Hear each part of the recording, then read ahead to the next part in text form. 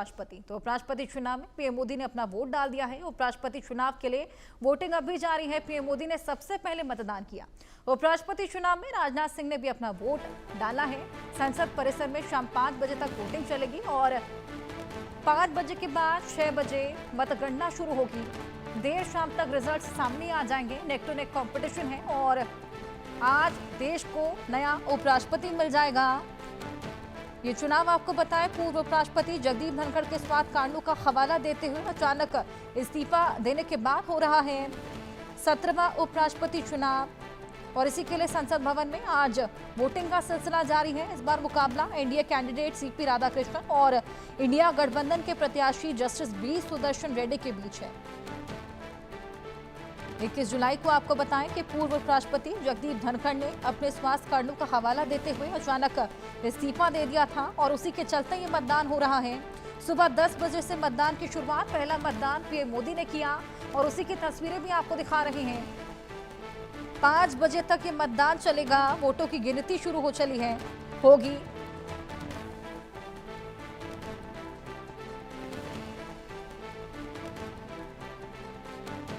PM Modi ने सबसे पहले मतदान किया। तमाम दिग्गज अपना अपना मतदान करने के लिए यहाँ पर पहुंच रहे हैं और चलिए इसी को लेकर और बातचीत करेंगे। हमारे साथ मनोहर केसरी हमारे सहयोगी और इसके अलावा आलोक मेहता जी जो कि एडिटोरियल डायरेक्टर हैं इंडिया न्यूज़ के और राहुल लाल जी जो कि राजनीतिक विश्लेषक हैं। बहुत स्वागत है आप दोनों का।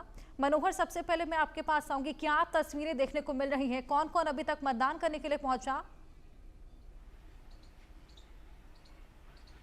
देखिए, बिल्कुल अगर सुबह 10 बजे से लेकर के अब तक बात करूं तो करीब 40 से 45% मतलब सांसदों ने वोट डाल चुके हैं।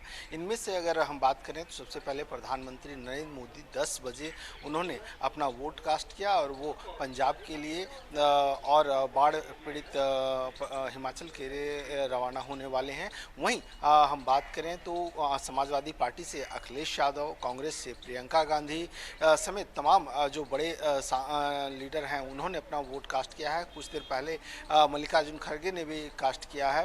तो ऐसे में अगर हम बात करें तो एनडीए और इंडिया ब्लॉक दोनों में सुबह से ही जो है सो आरोप और प्रत्यारोप के दौर जो है सो जारी है। अगर हम एनडीए की बात करें तो एनडीए की ओर से लगातार ये कहा जा रहा है कि हम जीत का मार्जिन जो है सो ज़्यादा रखेंगे। हम जीत तो पहले ही चुके हैं क्योंकि हमारे पास संख्या बल है, हम पूरी तरह से जीत चुके हैं। क्योंकि जब हम सुबह में पीयूष गोयल के घर पर थे तो वहाँ पर वाईएसआरसीपी के सांसद पहुंचे थे। पीयूष गोयल को अपना उन्होंने समर्थन औपचारिक तौर पे दिया और उन्होंने कहा कि हमारे सभी सांसद जो है सो एनडीए के प्रत्याशी जो हैं वाइस प्रेसिडेंट के सीपी राधाकृष्णन उनको मतदान करेंगे। तो आप समझ सकते हैं कि 422 पहले ही एनडीए के खाते में सांसद हैं और वाईएसआरसीपी के सांसद भी उसमें शामिल हो गए। सबसे बड़ी बात यह है कि लगातार ये इंडिया ब्लॉक की ओर से कहा जा रहा है कि हम लोकतंत्र बचाने के लिए मतदान करने जा रहे हैं। संविधान पे लगातार हमला हो रहा है और ये भी जयराम रमेश ने ट्वीट करके कहा कि धनखड़ जब चुप्पी तोड़ेंगे तो क्या होगा।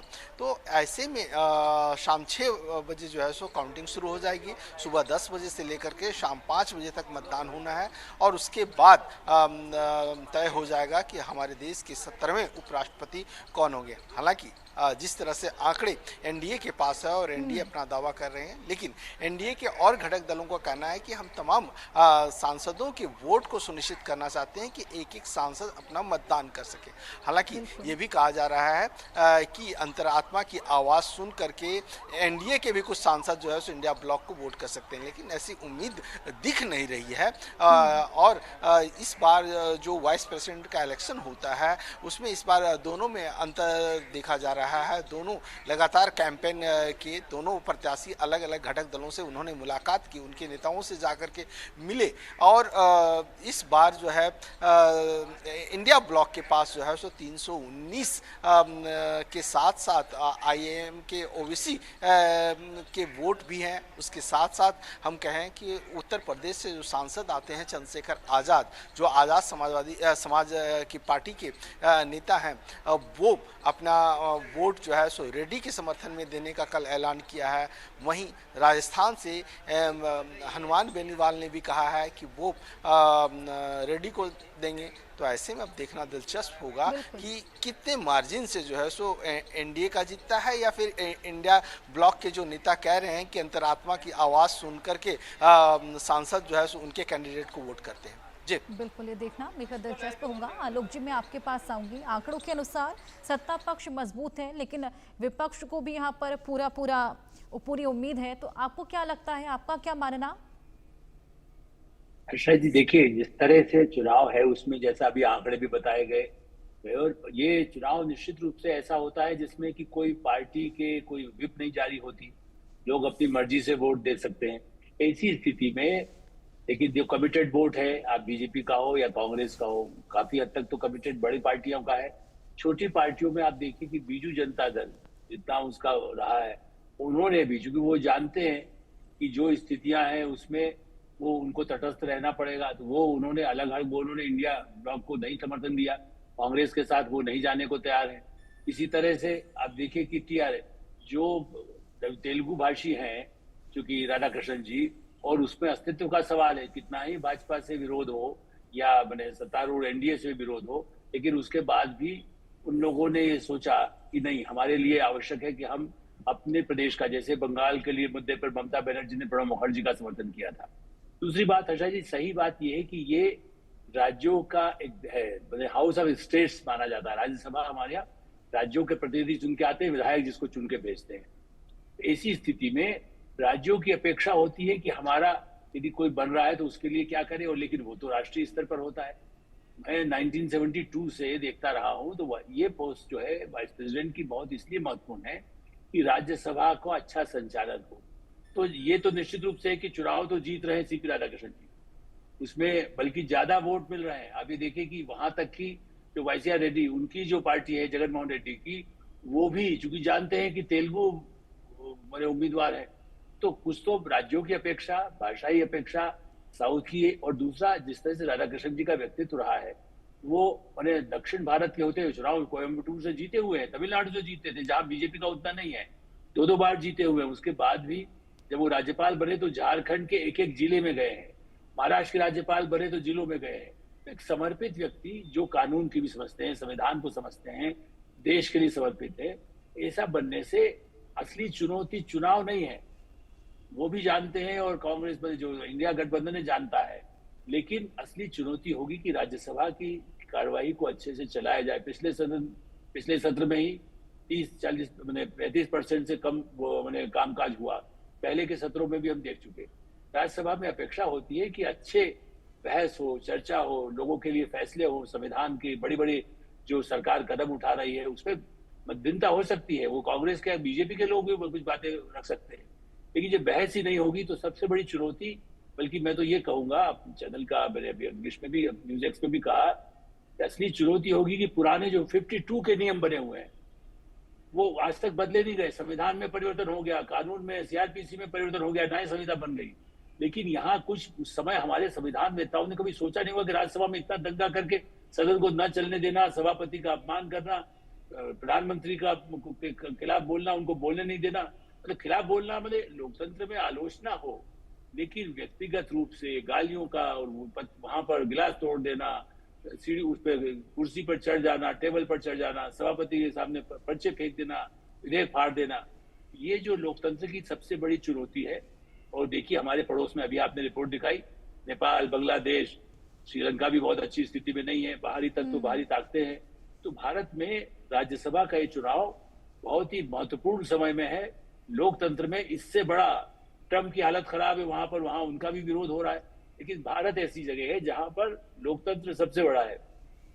और इसलिए राजनीतिक मतभिन्नता को छोड़े, मेरा ऐसा मानना है कि अभी इंडिया गठबंधन को अभी तक नहीं समझ में आ रहा है, लेकिन जिस तरह से सेशन के साथ लालू व्यवहार करते थे, जैसे देवगौड़ा से साथ करते थे, ऐसे किसी को बना करके भी, और with all regards, Reddy ji है, जज रहे हैं, बहुत मैंने उनका सम्मान करते हैं, उनकी अच्छी छवि भी है, लेकिन उन्होंने सलवा जुडूम को खत्म किया, वह नक्सलों का समर्थन करने वाला फैसला भी लिया था, याद रखिए। इसीलिए लेफ्ट, इसलिए विचारधारा की लड़ाई भी नहीं है, ये तो एक बड़ा भविष्य में यदि आप माओवादी को कल आतंकवादियों को समर्थन करने वाला कोई बन जाए राष्ट्रपति उपराष्ट्रपति, तो क्या होगा देश का।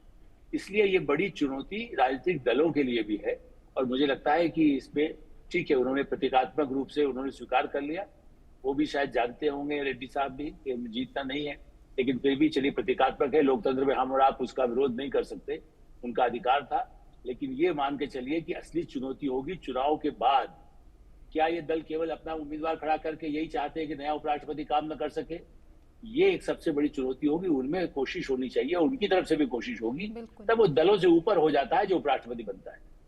बिल्कुल बिल्कुल। राहुल जी, मैं आपके पास आऊंगी, आपका क्या मानना है, किसका पलड़ा भारी, आंकड़े क्या कहते हैं?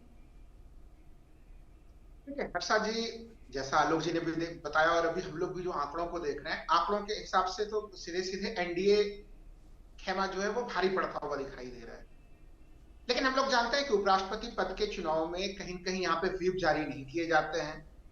और इंडिया गठबंधन को जो सबसे ज्यादा उम्मीद है, अगर हम लोग देखें शुरुआत से ही इंडिया अलायंस की तरफ से जो घोषणा की जा रही है, वो कह रहे हैं कि अंतरात्मा के आधार पे जो है कि वोटिंग होनी चाहिए। तो उस दृष्टि से और हाल फिलहाल में जिस तरह से कॉन्स्टिट्यूशनल क्लब के, हालांकि वो काफी छोटा चुनाव था, वहां पे जो परिणाम आए हैं उससे इंडिया अलायंस के हौसले अच्छे खासे मजबूत हैं। और अतीत में भी अगर हम लोग देखें हर्षा जी, तो क्रॉस वोटिंग की संभावना है उपराष्ट्रपति चुनाव में। हालांकि क्रॉस वोटिंग शब्द का तकनीकी तौर पर प्रयोग करना भी उचित नहीं है, क्योंकि पार्टी के सिंबल के आधार पर चुनाव नहीं हो रहे हैं, व्हिप के आधार पर नहीं हो रहे हैं। तो मोटे तौर पर यह कि क्या यहाँ पे जो चुनौती है, जो इंडिया अलायंस एक अपेक्षा कर रहा है कि एनडीए के सभी सांसद जो है कि वो इंटैक्ट रहेंगे, या फिर उन खेमे के बहुत सारे कुछ लोग जो है कि जैसा उम्मीद ये लोग कर रहे हैं कि कुछ इंडिया अलायंस के खेमे में आ सकते हैं। ये एक बड़ी महत्वपूर्ण चीज है। और तीन दलों ने चूंकि दूरी बना ली है इस पूरे प्रकरण से, अकाली दल ने, भारत राष्ट्र समिति ने, बीजू जनता दल ने, तो जो 391 जो सांसदों की जो जरूरत थी, वो घट के अगर इनके अनुपस्थिति के बाद की संख्या देखें तो वो 384, यानी जिनके पास 384 सांसद होंगे, अब उनका उपराष्ट्रपति बन जाएगा। तो ये चुनाव हमें लग रहा है कि एक रोचक सी स्थिति है। यहाँ पे संख्या प्रदर्शनात्मक दृष्टि से जो अभी आप फिगर पे भी हम लोग स्क्रीन पे देख रहे हैं कि 439 कम से कम जो है कि ये संख्या जो है कि वो एनडीए खेमे में है। 324 की संख्या इस समय हम लोगों को दिखाई दे रही है इंडिया अलायंस के खेमे में। तो उस संख्या की दृष्टि से चुनाव बिल्कुल एक पक्षी है। लेकिन क्या वोटिंग करते समय कुछ उलटफेर की संभावना है? और अगर ऐसा कुछ भी उलटफेर हुआ, मान लीजिए कि एनडीए के खेमे के उपराष्ट्रपति बन भी गए, लेकिन अगर वो उलटफेर और ये संख्या हम लोगों को शाम 6 बजे के बाद जो गिनती, 5 बजे के बाद जो गिनती होगी उसमें वो संख्या नहीं दिखी, तो वो क्रॉस वोटिंग की स्थिति भी बनी, तो फिर ये एक बड़ी चुनौती की स्थिति होगी भारतीय जनता पार्टी और उनके खेमे के लोगों के लिए कि उनके सांसद किस तरह से दाएं से बाएं हो गए। अब देखिए वाईएसआर कांग्रेस जो है कि उन्होंने उनके 11 सांसद उन्होंने मॉर्निंग में बिल्कुल आज उन्होंने घोषणा कर दिया कि वो सीधे सीधे एनडीए खेमे में होंगे। लेकिन ऐसी कहानियां भी चल रही हैं कि वाईएसआर कांग्रेस के भीतर भी जो है कि कुछ हलचल की स्थिति है। तो ये जो चीजें हैं, ये हमें लग रहा है कि हाल फिलहाल के समय में 2014 के बाद से, क्योंकि ये चुनाव में जनता भाग नहीं ले रही, माननीय सांसदगण इसमें जो है कि हम लोगों के भाग ले रहे हैं, लेकिन उसके बावजूद भी एक काफी रोचक चुनाव है ये, जिसमें कि तमाम प्रकार के दावे दोनों खेमों के द्वारा हो रहे हैं। अभी अगर हम लोग देखें एनडीए खेमे से भी ये दावे की स्थिति आई कि इंडिया अलायंस के कई सांसद जो है कि दूसरे ही खेमे में जा सकते हैं, तो उनके तरफ से दावे किए जा रहे हैं, इंडिया अलायंस के तरफ से भी वो दावे हो रहे हैं। तो इसके पहले कि अगर हम लोग देखें जब जेपी नड्डा जी चुने गए थे या फिर जब धनखड़ जी चुने गए थे, उन चुनाव में इस प्रकार के दावे और प्रतिदावे की स्थिति नहीं हुई थी। तो ये हमें लग रहा है कि एक कांटे के टक्कर वाले चुनाव की तरफ उपराष्ट्रपति चुनाव जा रहा है ये हर्षा जी। बिल्कुल राहुल जी, बेहद अच्छे पॉइंट्स आपने यहाँ पर रेज किए। अब आलोक जी और राहुल जी, बहुत शुक्रिया आपका अपने इनसाइट शेयर करने के लिए, और ये देखना बेहद दिलचस्प होगा